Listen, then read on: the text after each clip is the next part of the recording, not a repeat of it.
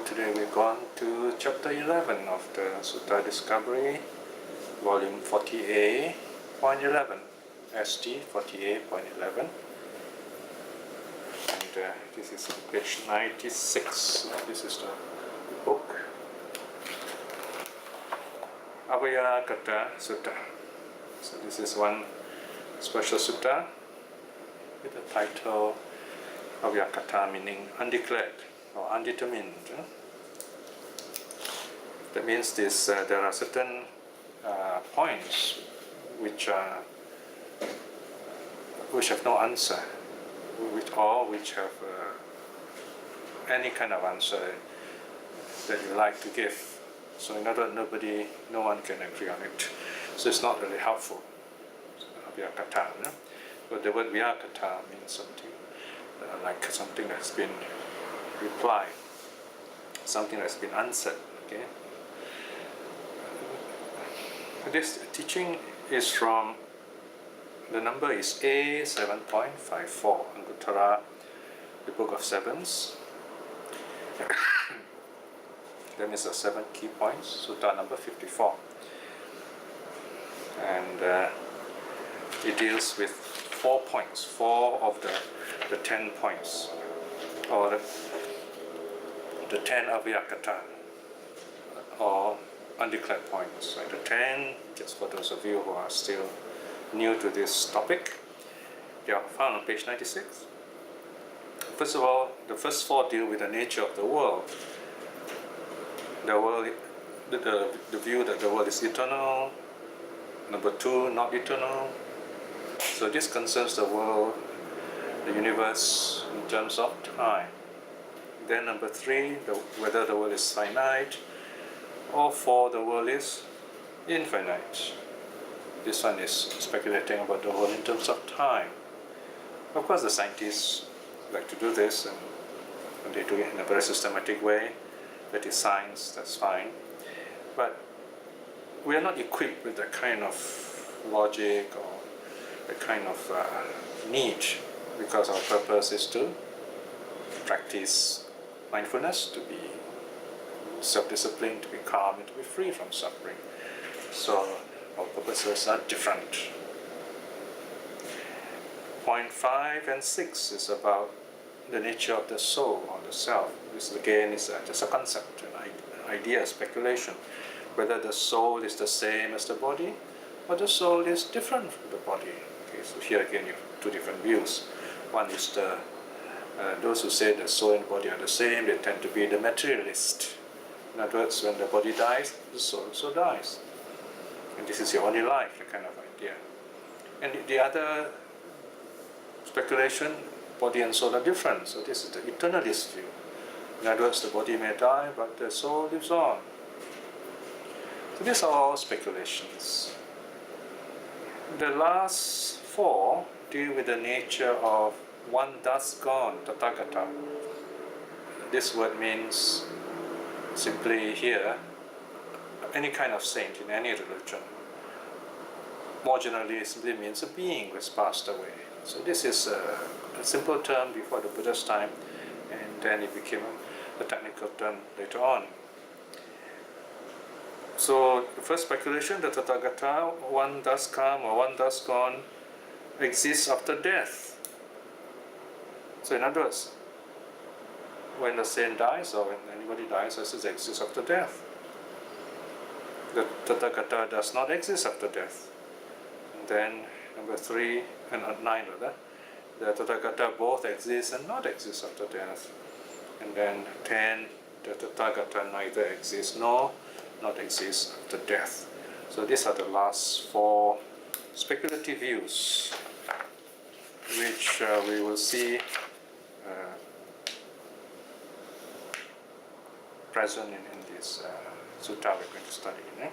And then here the key word actually is fear.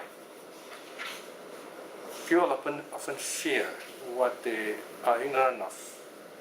I've met people who are not Buddhists, who believe in the God idea. So I asked them, why do you have such an idea? You don't even know whether this being exists or not. One common answer I hear is that they say, oh, I need this, some kind of concept that will make me feel safe, like a father figure. So, and what they say next is very interesting. I don't have to think too much about it. Right? So they want someone else to do their work for them. On the more serious level, such an attitude may reflect some kind of emotional difficulty or problem. In other words, we trying to shut off something, as it were. We do not want to deal with a problem. So we say, oh, let someone else deal with it. Oh, I'm in safe hands. Right? So it's just kind of a hope that we live in. Right? The word hope often means hopelessness. It means we are in a difficult situation. So in Buddhism we say, do something about it. What shall I do next? If you can't deal with it, then don't think about it. Deal with your peace.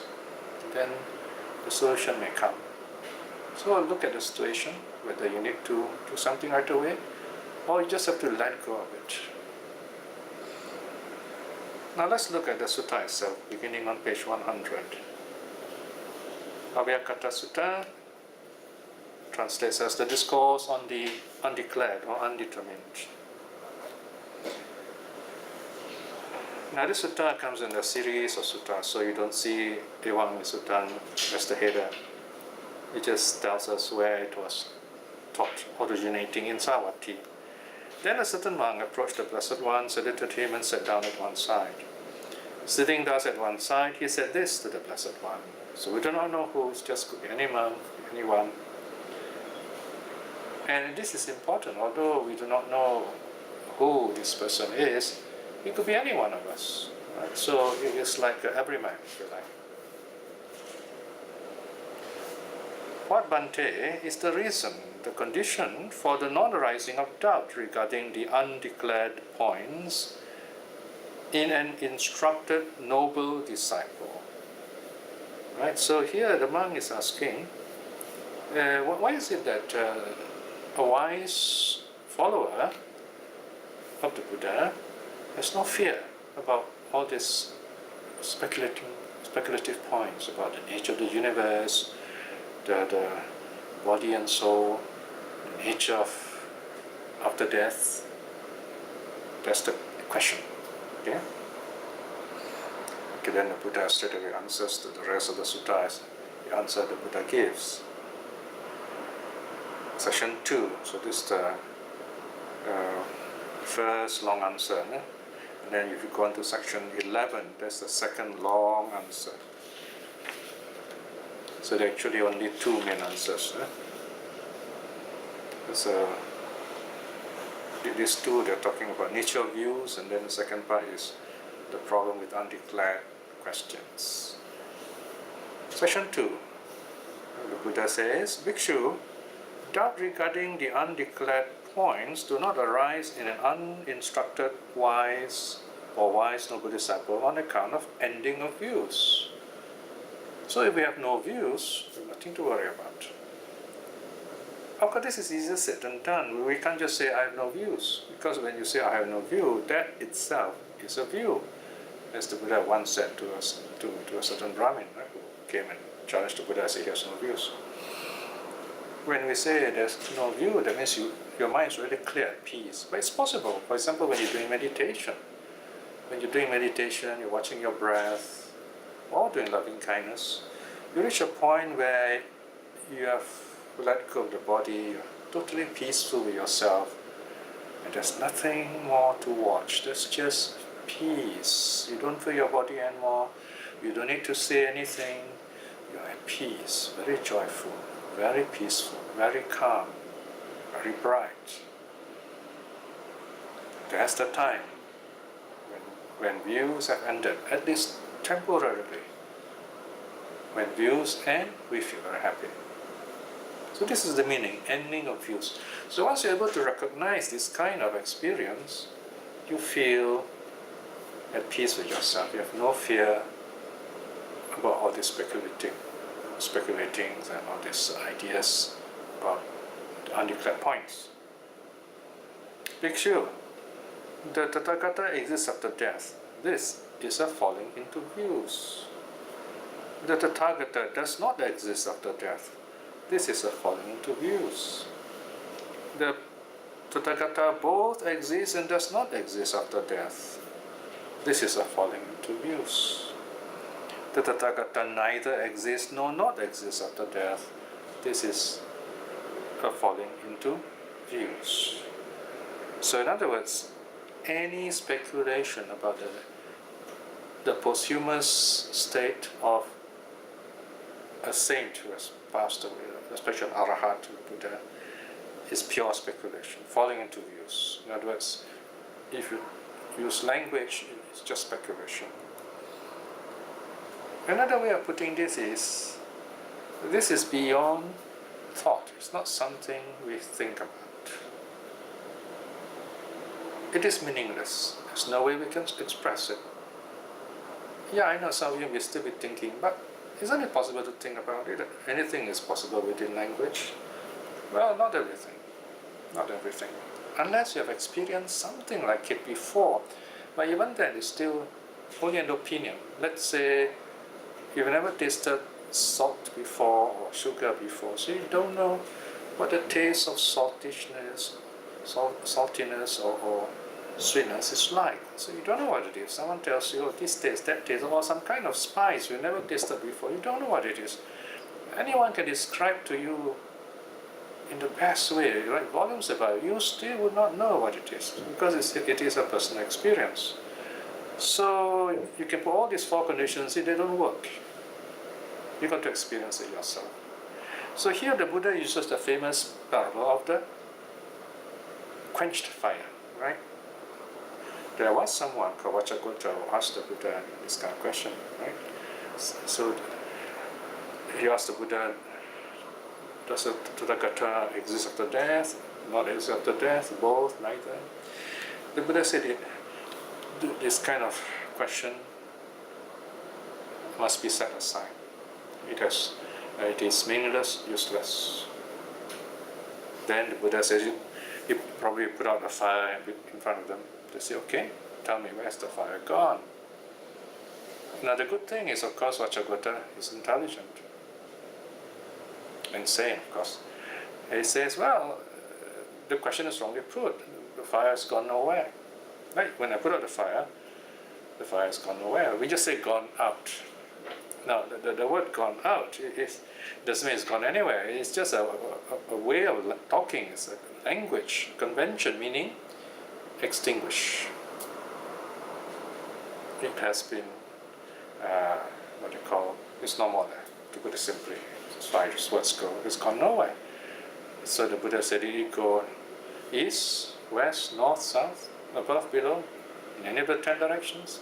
No, it's just an apply, as we say. Right? So this is a problem of language. So same thing in the case of the Buddha, the Arahats when they pass away. It's like a fire, it's gone out. Right? Or another very simple reflection you can do is whenever you switch off the lights. Where has the light gone? The light's not gone anywhere. We don't say the light goes back into the lamp or the light goes back into the switch. It doesn't make sense. In fact, we don't think about it. We just accept it as it is. We say the light has gone out. And then when you click the switch again, the circuit goes round and then the light comes out. Right? So this is because the conditions the light come out. Right? But when you switch off, you remove the conditions, the lights are gone. Okay? So that's something worth reflecting on. Section 3. Bhikshu, the Buddha is addressing only one monk here. The untutored or ignorant worldling does not understand views, does not understand the arising of views, does not understand the ending of views, does not understand the path leading to the ending of views. So here we see the Buddha using the Four Noble Truths or Four Truth formula to the nature of views. First, we can say, of course, instead of suffering, we use views, ditti. So in a sense, suffering and views are closely related. We suffer because we have views. How does our views arise? They arise to greed, hate, delusion. So here, number one, we have to understand the nature of views. Views are mind-made, they are impermanent, they come and they go. And there's only one way of looking at things. After all, it's a view of something, a way of looking at something. Then how do they arise? Maybe they all arise through one of the senses, either one of the 5 physical senses or the mind. Since they arise in that way, they are also impermanent. And then the ending, right? How do they end? Well, since they have arisen, they must end.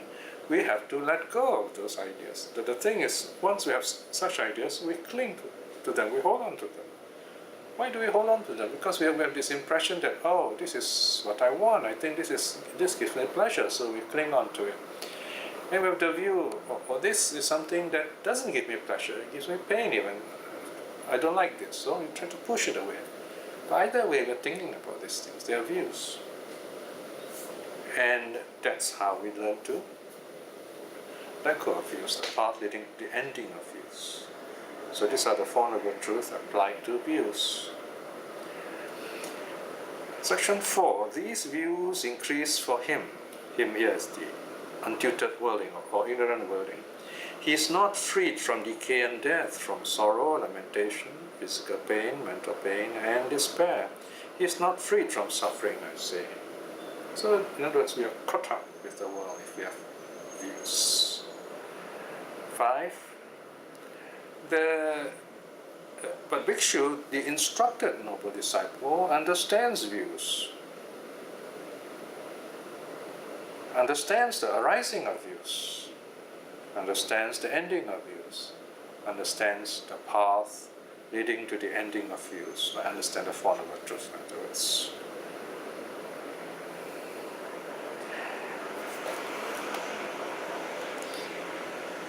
These views cease for him, right? So, in the case of the foolish worldling, the views increase. But in the case of the wise disciple or wise Buddhist, if you like, views decrease. So, in a sense, as you become better acquainted with Buddhism and your mind becomes more peaceful, you find there's really less and less views. One way of looking at this is like there are blobs of water all over the place, you know, or on a, say, like a water-resistant surface, patches of water here and there, or if you like mercury, even blobs of mercury here and there. And then slowly they all start, the moment they touch each other, they melt together, become finally one big blob. Okay? So, in other words, you have less and less such blobs. You know? But the interesting thing is the views are not blobs. They're more like bubbles. When they meet each other, they just burst. So in the end, you have less and less bubbles. So the more we study Buddhism, the more we understand the suttas, the more we understand the Dhamma, the more we meditate, see all this interconnection of realities and truths, we find that things are much more clear. We need to know less and less things, so to speak, because everything seems to fit in a very nice, clear pattern. And once you're able to catch the kind of principle, then whenever you look at the suttas, you find it's very easy to understand. You've caught the snake by the head, so to speak, and you see all this wonderful interconnection of the teachings. That itself is great joy. And when you hear someone teaching the sutta that way, it's a natural feeling of joy to feel that this teaching is spontaneous. You can see the natural connections of the Buddha's teaching. You don't even have to listen to a talk. When you read a sutta, you begin to see this kind of connection. When you translate the sutta, you begin to see this kind of connections. Section 6 again, this view sees for him, for the instructed noble disciple, he is freed from decay and death, from sorrow, lamentation, physical pain, mental pain, and despair. He is freed from suffering, I say. Now the next big section, the nature of the undeclared questions. Section 8. Bhikshu, an instructed noble disciple who knows thus, sees thus. Notice, knows thus, sees thus. That means he has the theory clear and right, and is able to understand and see all around him this reality. Such a person does not declare or does not determine that Tathagata exists after death. Does not declare or determine that Tathagata does not exist after death. Does not declare or determine that Tathagata both exists and does not exist after death. And does not declare or determine that Tathagata neither exists nor not exists after death. In other words, he holds no such views and doesn't talk about them in this way or in any way. Bhikshus, an instructed noble disciple, knows thus, sees thus, that such is the undeclared or undetermined nature that is in the undetermined or undeclared points. So you understand the undeclared points as they are. Bhikshus, an instructed noble disciple, knows thus, sees thus, does not shiver, does not shake, does not quake, does not tremble, and does not fall into fear regarding the undetermined questions. There you are. The true Buddhist has no fear about all these questions about the nature of the world, heaven and hell, whether God exists or not, the soul exists or not, and so on. Because we understand the nature of the 10 undetermined or undeclared points. And what's the problem with all these points? They bring suffering. So in the next section, the Buddha shows how they bring us worries and pain and suffering. Section 11, 12, 13, 14 is a set. Okay, so each of the 4 points about the Tathagata is elaborated now using the template system. Yeah? 11. Let me just a bit of correction here. Section 11. The Tathagata exists after death. Quote, okay? Bhikshus, this is a falling into craving. Right? So when we think of this idea, or this the saint who has passed away exists after death, is rooted in craving. Because we have not experienced this, we have not seen this for ourselves. It's just that we desire it to be so. So we say this sort of thing. A lot of people have a desire for some kind of comfort, security, so they say, oh, God must exist. This is a falling into perception. Right? So we kind of recognize something from the past and then we think that this is what we want, our own perception. This is an imagining, right? We start, maybe we have a philosophical mind, we imagine, oh, there must be this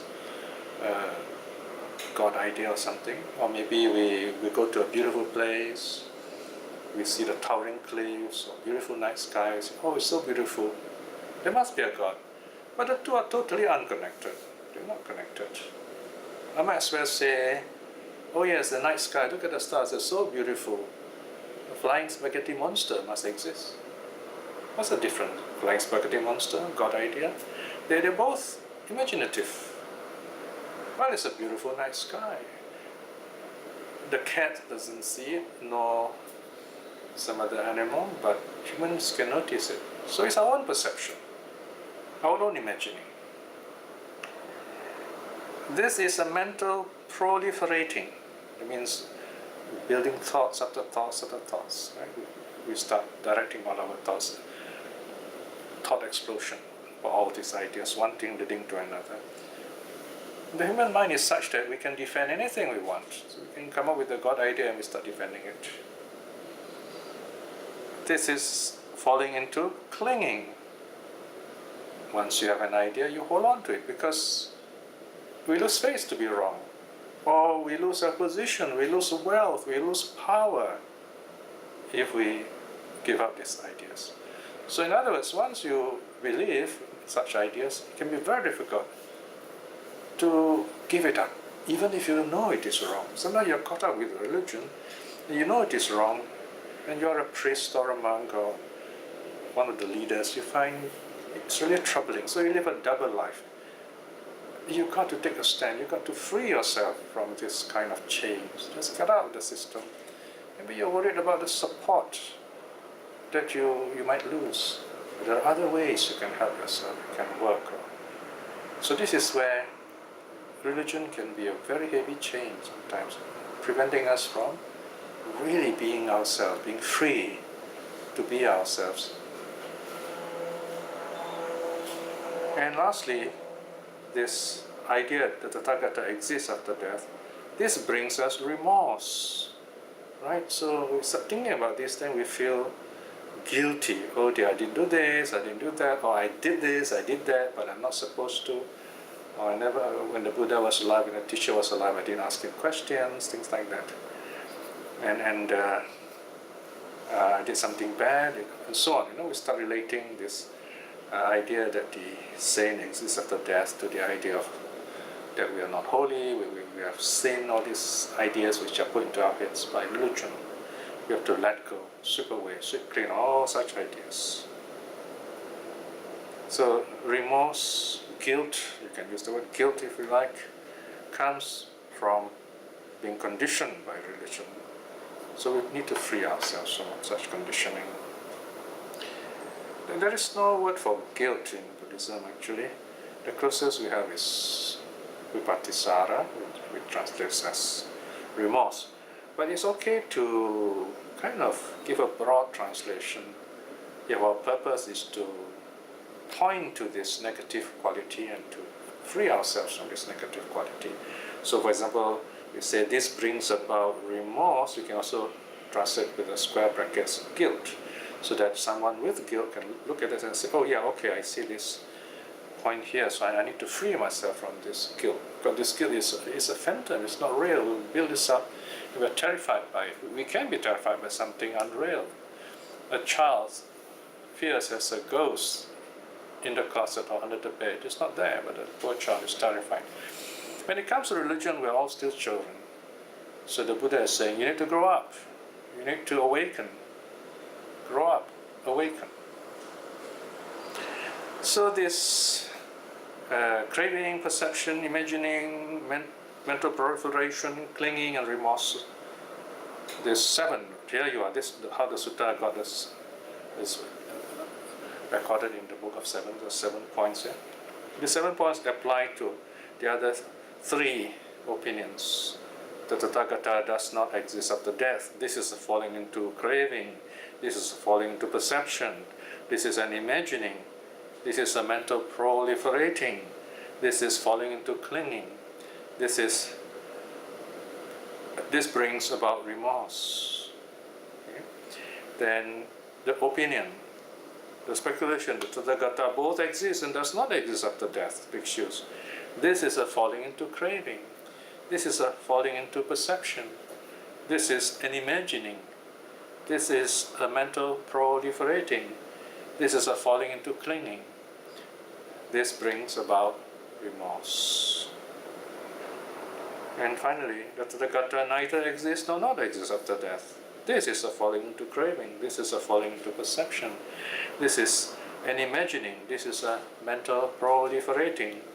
This is falling into clinging. This brings about remorse. Then the Buddha goes on to instruct us on the nature of remorse, nature of guilt. 15. Bhikshus, the untutored worldling does not understand remorse, does not understand the arising of remorse, does not understand the ending of remorse, does not understand the path leading to the ending of remorse. Here again, instead of remorse, we can put guilt, right? Because some religions, the followers tend to be guilty. They don't go for prayers if you're guilty. They say something wrong if you're guilty. But as Buddhists, we don't feel guilty. We might say, oops, yeah, I did something wrong. But then we examine why. Because all these failures and suffering are telling us something. It's educating us. And we've got to read these things carefully. And from there we improve ourselves. So the remorse increased for him. He's not freed from decay and death, from sorrow, from lamentation, from mental pain and despair. He's not freed from suffering, I say. So, in other words, when we have this remorse, we build it up. And if we are really religious, we're going to get into trouble. If we're not religious, in a sense you're safer, but you're going to get into trouble with the powers that be. So, either way, you're caught. So we've got to get out of this remorseful system, so to speak, this guilt-ridden religious approach. First, understand, accept the fact, this is remorse, this is guilt. Second, how does it arise? By believing in an authority figure, some kind of higher being. So, and we're supposed to obey all these commandments of these higher beings, because someone tells us so. The higher being never speaks for himself, never appeared to us, just an opinion, an idea created by some people. So we feel guilty. We are made to feel guilty from the time we step into a catechism class, the religious class, and we are taught all these things from young. So you can imagine how conditioned we are. So that's the arising of remorse. Ending of remorse, you've got to clear yourself of this. Start all over again. And this is meditation helps. We want to start with a clean slate. We want to clear away all these roots of remorse. That's how it ends. And we've got to put this into action.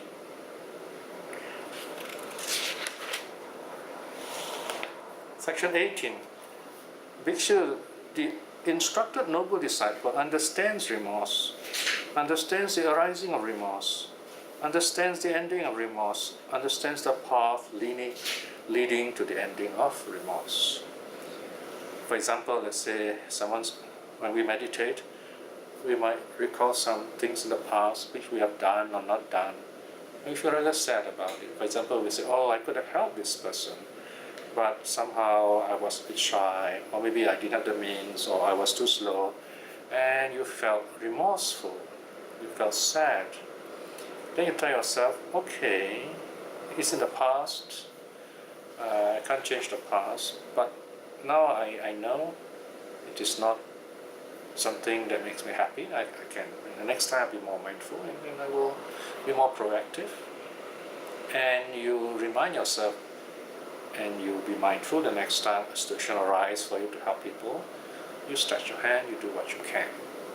So that's how watching remorse helps us to be stronger. We learn about ourselves more that way.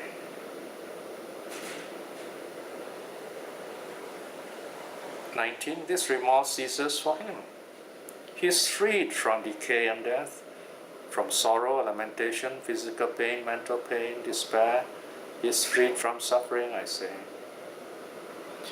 Bhikshu is an instructed noble disciple who knows thus, sees thus, does not declare or determine that the Tathagata exists after death, does not declare or determine that the Tathagata does not exist after death, does not declare or determine that the Tathagata both exists and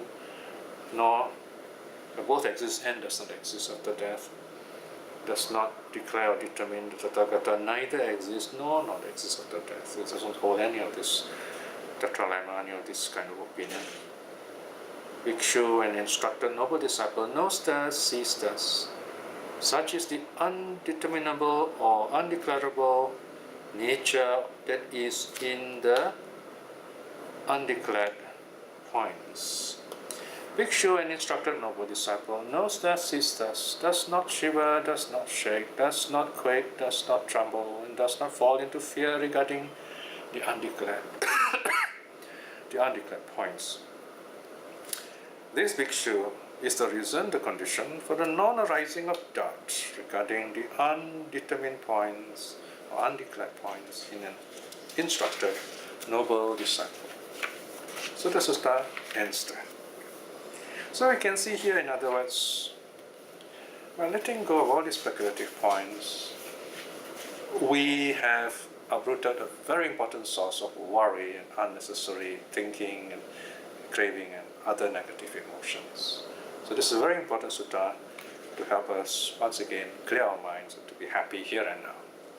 So we end our study here.